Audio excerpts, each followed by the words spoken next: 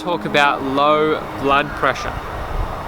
So low blood pressure is actually quite common. A lot of people have it, and most of those people are told that low blood pressure is fine, it's good, you should be a marathon runner, everything will work out just perfectly as long as you don't have high blood pressure, everything's fine. This is actually very misleading, because low blood pressure is equally as important to correct as high blood pressure. Firstly, what is blood pressure? Blood pressure is simply the pressure that your blood has.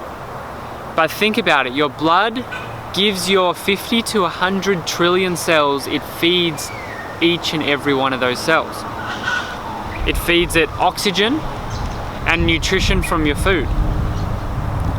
So if you have low blood pressure, then the blood is going past every cell in your body,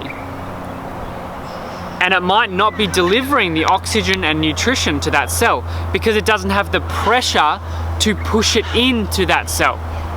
So it just goes right on by, and that cell starts starving.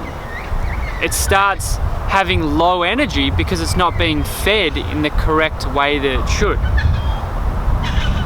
So what is the perfect blood pressure? So then you can go and get yours tested. You know, you can probably get it. I actually got my blood pressure tested just at a shopping centre. They had a free blood test sort of station. So you can find it anywhere. It's very simple to do. The perfect blood pressure is 120 over 60 to 70. Now doctors say 120 over 80. That has actually risen over the years as we've become more stressed, more toxic.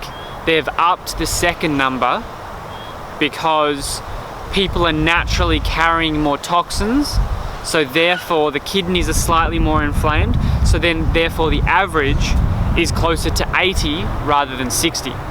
But if you're looking for the perfect blood pressure, 120 over 60 up to 70, so between 60 and 70.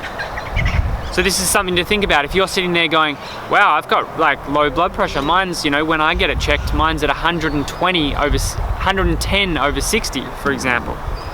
And if yours is 110 over 60, the doctor most likely said, that's great, you're really healthy, but actually you're probably experiencing some fatigue, some low energy.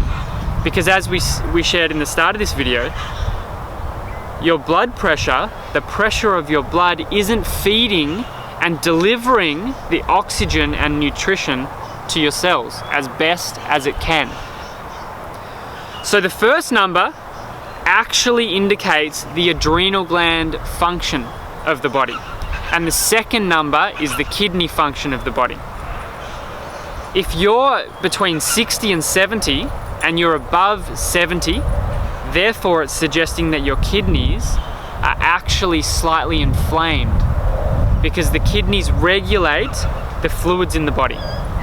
So if the second number is higher than 70, up towards 80, above 80, it means your kidneys are potentially quite inflamed and they're not releasing the fluids in the body properly or regulating the fluids in the body properly.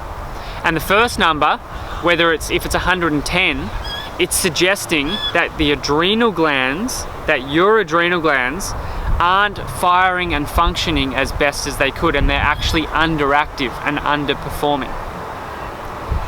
The adrenal glands are vitally important for our health. They neutralize acids.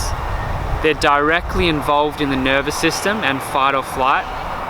They create steroids, hormones, neurotransmitters that are fundamental for so many things that our body needs to do.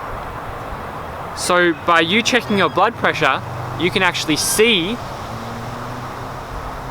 your adrenal gland and your kidney function and how they're doing.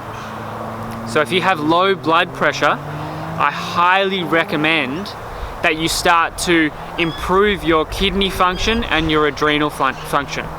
Yes, there's obviously things you can do for the adrenal function, such as adaptogen herbs, tonic herbs, ones like schizandra berry, licorice root, romania. These type of herbs will definitely nourish your adrenal glands and improve them. But I want to just touch on, at the end of this video, more of the energetics behind what's going on. Because if your blood isn't nourishing you, it takes instructions and directions from your subconscious mind. So therefore, we want to look at, do you love yourself? Are you nourishing yourself? Because if you're not giving yourself self-massage, self-touch, taking yourself out on dates, or giving yourself positive affirmations, and really loving yourself, being grateful for life, then how do you expect your blood to nourish your body? It just won't work.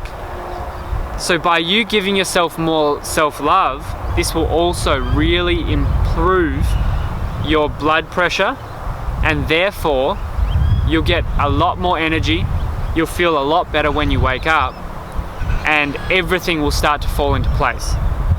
So these were just a couple of tips. I've also got an adrenal gland ebook if you're interested.